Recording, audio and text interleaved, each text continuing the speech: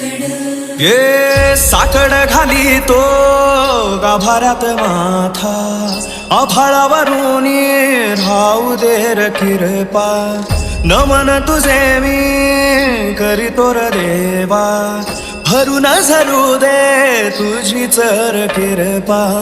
हिमतीचं बीज दे पुरी तुझ्या दारची, उभं राहू वादळी ना भीती कुणाची. साथीला तू राहू मी वाट चालतो, खडतर बांगडी असो दूरची.